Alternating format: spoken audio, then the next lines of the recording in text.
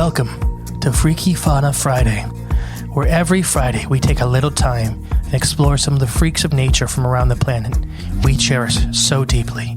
So please, jump aboard and let's explore the wilds together.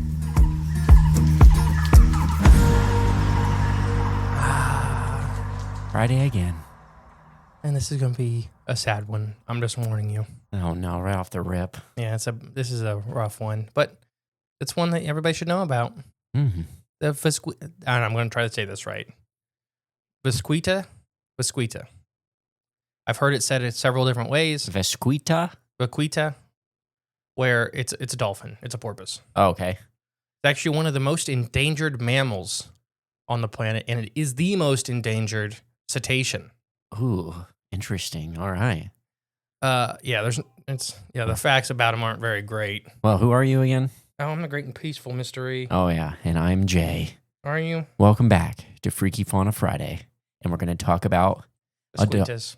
Yes, a type of dolphin. The Vaquita is the rarest marine mammal in the world. Ooh, all right. They are as close to critically endangered to extinction as any species. Okay.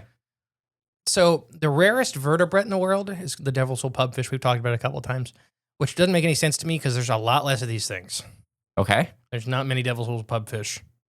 And there's less of these dolphins? Yes. So aren't these the most rare? In my opinion, yeah. Okay. Yeah. So and that's according to the IUCN list. Mm-hmm. In 2016, there were only about 30 of these guys left. Not very many. That's pretty small numbers. In 2024, that number is down to around 20. Ooh, okay. This is just in the wild? No, there's only 20 of these guys left. I mean, that they know of, I guess? Yeah. And that's including captivity? Yeah, so this is likely now the population is too small for them to successfully reproduce and replenish their populations. So we're going to talk about 11 things to know about them before they disappear. Okay, all right. So yeah, these are functionally extinct. Mm-hmm. Not enough genetics left in the pool. Yeah. Scientists only first identified these guys in 1958. The University of California scientist Kenneth Norris found a bleached skull on the beach of Puerto San Felipe in Baja California, which anybody that know Baja California is like one of the whale cetacean capitals of the world. It's one of the few places you can stand on shore and see a blue whale. Because they come in to give birth in there and to raise their babies for a little bit in there. That's why Jesse Ventura lives down there. In Baja. In the Baja. No, it's one of the most diverse places for rattlesnakes, too. So there's a herpetologist photo in one of the groups I'm in where the guy's holding the Baja California rattlesnake, and in the back you can see whales. Oh, that's nuts. Because it's a desert and then ocean. An ocean. Yeah. So his colleagues found 2 more skulls after they started looking for him. When his colleagues compared the skulls to other known porpoises in the area, which they used the Museum of Vertebrate Zoology at Berkeley, which is one of the places to go for vertebrates, to identify them and stuff like that. We talk about that with the Smithsonian and other colleges and stuff. Like Ohio State with the fish. Yeah. Is that if you're trying to identify if it's a new species or not, you go to a comparison collection to see if it's, matches or doesn't. Yep. They noticed that there was striking enough differences that this thing is considered a new species, so they named it Porcinia sinus, the Gulf porpoise, and that was in the Journal of Mammalogy in 1958. Couldn't they get an easier name, though? The layman's term named, it's easier to say? Gulf porpoise? No, I meant the Vesquitas, right? Well, Vaquita means little cow in Spanish. Oh, okay. Well, I guess that... Vaquita measures only about 5 feet long. Females are slightly larger than males. They weigh no more than 100 pounds. Okay. These are the smallest of all the porpoises. Okay. I'm looking them up now. With chunky bodies and a round bulbous head, dark rings surrounding their eyes and their mouth. Many accounts of them name Vaquita, meaning little cows in Spanish. Ooh, I think Vaquita. Vaquita. Vaquita is I think that's how I would pronounce it after reading the phonetic version. Yeah, I mean, it may be right. I don't know. Either way, but now they know for sure. Gulf porpoise. Living in relatively shallow waters, they like shallow, cloudy water, and they feed mostly on fish, squids, and crustaceans. So, scientists can identify individual, how did you say it? Vaquita. Vaquitas. Yeah. Based on single features. Some vaquitas individual have distinctive nicks and notches on their dorsal fins, which make it possible to ID them. And when there's only 20 of them left, it's really easy. Yeah. Oh, that's Steve over there. Yeah, I know. They have names. Each one of them. So they actually have a photo ID catalog to help track individuals. Oh, wow. Okay. So this reveals life history, social organization, movements, habitat usage, all that stuff. Researchers use many of these markings for marine animals with distinctive marks. Everything from manta rays can be identified by the spot patterns underneath their side, which is like a fingerprint. So this isn't uncommon. For example, humpback whales, it's almost always their dorsal or their tail fin. Yeah. Their tail fin's like a fingerprint. I've seen that picture of one from like the early 1900s. They got a photo of one, and then someone found one in the 2020s. Yeah. With the same pattern. It's the same fit. Yeah, Or so they actually have same mammal. Sorry. They have a catalog of like tails with that cool. with like names on them. You ever seen that one? It just made me think of it. That whale that has that harpoon from like the early 1800s in it. A bowhead. Yeah, it's still got the spear in it. So, they were trying to estimate its age because the harpoon was from 1850s. Oh, man. And it was a time where the people that were using the harpoons weren't hunting calves. So it had to be fully grown then? They assume it was at least a juvenile male then. Okay. Or it wasn't a calf. They assumed just because it's generally people weren't hunting calves and females at the time. Wow. Yeah, that's nuts. So bowhead whales, which we're not talking about them right now, but they're the oldest living mammals on Earth. Oh, okay. I didn't know that. Yeah. All right. Oh, we don't even know how old that one would. I think 280 is how old they estimated that one. Yeah. And we don't even know. And we use them for lamps. Yeah.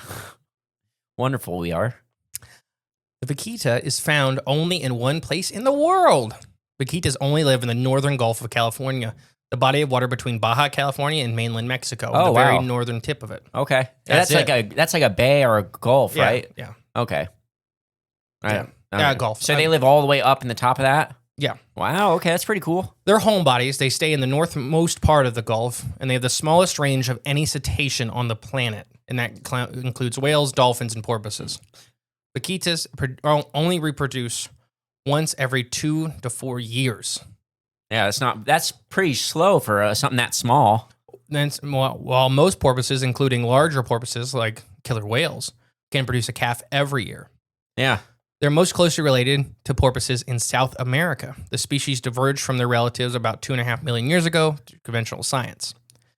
Up to 15% of vaquitas die in fishing nets every year. Oh, wow. So their population goes down about 15% every year just to fishing nets. Wow, that's so horrible. For decades, fishing after shrimp and fin fish in these areas unintentionally entangled and drowned vaquitas in gill nets. The long, curtain-like nets that float in the water. And these gill nets are one of the worst things that humans have ever made. There's videos of humpback whales and whale sharks and all this stuff. All tied up in them. Yeah. Yeah. So the Gulf accounted for about the fatal bycatch of 39 to 84 vaquitas a year until there was less than 30 of them. Wow. So they were just nailing them for about 3 decades. They were killing about 100 of them a year. And they probably only had a population naturally of a couple thousand. So the annual death sentence for these guys is about 7 to 15% of the total population every year still is being killed by gill nets. In the 1980s, though, a problem became so bad, mosquitoes were listed under the Endangered Species Act in 1985, and a year later, they are as vulnerable on the red list. Some good news came from them, declared in the upper Gulf of California as a biosphere preserve in 1995. Didn't do them much good, though, because just a year later, they were changed to critically endangered, which is the highest rating before you get declared extinct. So they're right there. Yeah, so the area they are in now is like a biopreserve. So it's very dangerous, so, for example, for blue whales, because we have more data on them. Blue whales, you can follow their trackers, and they get panicked trying to leave this area because of all the cargo ships. Oh, okay. So blue whales will actually get stuck in like these weird little triangles because they can't go anywhere because of all these cargo ships. Yeah. And that's a 110-foot long animal. Right. So imagine. Let alone a football-sized dolphin. Yeah, these are pretty small guys. I mean, they're the smallest porpoise. Yeah. They're not football-sized, but even I mean, 5 foot is the biggest they get. Yeah. So, 3 to 4 foot is like the normal size of them. They're pretty small. Most of the videos I watched with the researchers, they're like, you can pick them up. Yeah. A person can pick them up. Yeah. Little like toddler dolphins is what they look like. But yeah, so didn't do much good. Fishing nets meant to be vaquita-proof couldn't compete with illegal fishing nets. So in 2006, scientists and conservationists began developing gear to help limit bycatching of stuff like Vaquitas. They did this on our side, the Atlantic side, for turtles. Okay. They kind of worked. Kind of. Okay. I've seen turtles still get stuck in a turtle-proof net. Oh, gotcha. Okay. But yeah, so they made these nets, including smaller nets dragging behind the boat, so the porpoises could avoid. Some fishermen in the Gulf agreed to test the gear. The initial results looked promising. Those efforts made eventually succeed, but the bigger threat loomed: illegal fishing for tobata, which is a large fish that is also critically endangered in the area. Oh, wow. So a lot of the people fishing the international waters and in Mexican waters were trying to illegally fish for this other fish. Gosh. So a single dried swim bladder from the tobata can fetch upwards of $50,000 in China. Wow. So Just the swim bladder? because it's a quote unquote herbal medicine, or not herbal medicine, a Chinese medicine. Right, yeah. They just want the swim bladder out of this fish, and they'll destroy the environment to get it. It's this bladder's important. Yeah. While in China, so $50,000, it is most often given as a gift. Okay. Wow. So it's a special like ceremony gift. This dried swim bladder of the fish that's being hunted to extinction, killing everything else, including Vaquitas, to get it. Yeah. No wonder People why it's so fishing expensive. illegally for these continue to use gill nets, outweighing the benefits of the safer. So the people, basically, it doesn't matter. The people that are trying to do it right, Yeah. because there's the illegal people are already going for an endangered fish. Yeah, that's horrible. Mm-hmm. Wonderful practices. If it's endangered, it's probably in the Chinese medicine market. Well, now that's kind of a stretch, ain't it? Could it be? If it's commercially endangered. Oh, okay. Well, we'll check the No, it just numbers it on is. that. It's very sad. I've watched some videos of people like in the Chinese markets and stuff like that. I mean, everybody knows elephant tusk and rhino horn and all this, but we've talked recently on Cripples of Corn podcast about the gallbladders of black bears and the torturing that these people. Oh yeah. The black bear gallbladder bile, and how they just have them strapped in essentially milking machines until they die. Kind of like baby calves for veal. Yeah, there's a lot of Chinese medicine that's either heinously collected, Yeah. or this heinous practice go into it. Like, this is such a destructive. It's not only killing Vaquitas.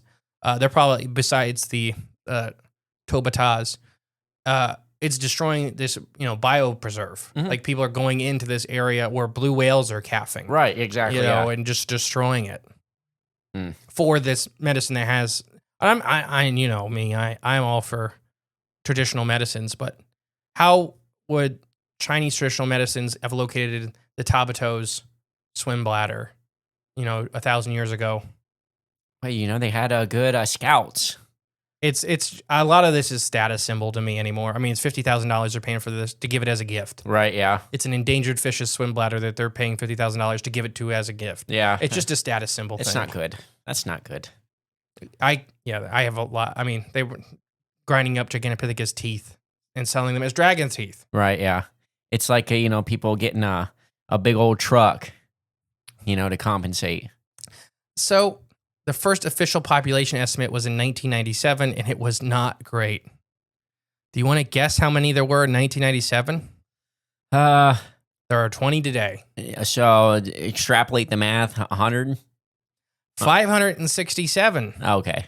And they think 20 years before it was 5,000. So it's like the blue pike.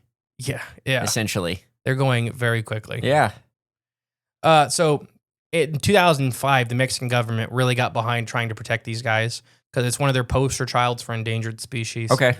It's shared waters between U.S. and Mexico, but it's definitely between both those countries. It's a one they're trying to save. So in 2005, the Mexican government banned gill netting in the area with Vaquitas because of how low the count was in 1997. Gosh, and that's 20. I don't know. I can't do the math in my head. It's a lot. It's 25, 27, 28 years ago. Which this didn't do anything. Mm-hmm. Didn't change nothing. No, because the tobatas, the illegal fishing for them, was the real destroyer of this area. They didn't stop at all. No, because the only people that it mattered to were the people that were doing everything legally, and they were already doing everything legally. They were trying to use the gill nets that were Vaquita proof a lot of the people, like, it's like with any laws. They don't matter to the people that break laws. Right, yeah, exactly. So, yes, it was great that the Mexican government did try to enforce some things, and a lot of people did follow it. But the illegal, like, I don't know if you ever seen, like, the Chinese fishing boats. They come, like, right on the coast of California, like, right up to the international water line. Okay. It's a big issue for like, our Marine Wildlife Protection Acts and stuff like that. Okay. Because some of it doesn't matter because the Chinese government will have these fishing boats go right up to the edge. Mm-hmm. And I'm saying they were as helicopters measuring how close like, they were. Meters. Yeah. Meters. Yeah. That's not good. Yeah. Yeah. What you doing on our waters? Not our waters, technically. It's international. Oh, yeah. So in 2011, there was 245 of them. 2015, there was only 59 of them. Gosh. Yeah, that number dropped so fast. Man, yeah, that's sad. So in 2017, though, scientists attempted to keep mosquitoes in sea pens. So this is where we like raised tuna and stuff like that. Yeah. They tried. They managed to capture 2 of the animals, a young female and a young male. The young female, though, was showing extreme signs of stress. Oh, you think? Which include increased heart rates and respiration rates, so they immediately released her. Yeah. The second female they got was a much maturer female. She was transported to this place inside a box potentially filled with seawater. Initially seemed to be handling the experience very well. She began swimming frantically and crashing to the sides of the net before finally going limp. The team tried to release her, but she panicked, swimming into the net again. Veterinary team jumped in the water, realizing she wasn't breathing. They attempted to resuscitate her, but she was dead. Oh, jeez. Yeah, let's just leave them alone. How about that? Well, they were trying to Noah's Ark it. Like, yeah, I know, but... Because they didn't, we know nothing about them. Yeah. Yeah, it's just time to leave them alone. So, right now, through Vaquita CPR team is capturing mosquitoes to take genetic samples of them to hopefully start sequencing the mosquitoes' genomes and then kind of like cloning them. Yeah. Using their cousins. They have some South American cousins that their populations are doing very well and do well in captivity. Okay. So basically what we talk about with true genetic cloning, where they're just going to use the parent species as a carrier for an embryo. Gotcha. Okay. So that's kind of the goal right now. Okay. Is because the wild population, there's not a lot of them. It makes sense. Okay. Yeah. Yeah. It's a sad story for a porpoise. And this is Jay's fault. Wow, how is it my fault? Just is. I don't eat dolphin. Nobody's even eating these. I've never even been to the Baja. I want to go to the Baja so bad. I've got 40 gallons of potable water ready to go down there. Anything to say for Vaquita? Vaquitas? No. If you haven't seen them, check them out. Look them up. Yeah, they're neat looking. So I guess see a picture of them before they're gone, I guess, is the best thing I can say. I don't know. It is a poster child for animals on the way out, and mostly due to us. One of them. Oh, this one is 100% due to us. Yeah, I would say one of because they many didn't have. animals They were with that. they were very specialized, and they only lived in a very small area, and there was only like 5,000 to 6,000 of them ever. Yeah.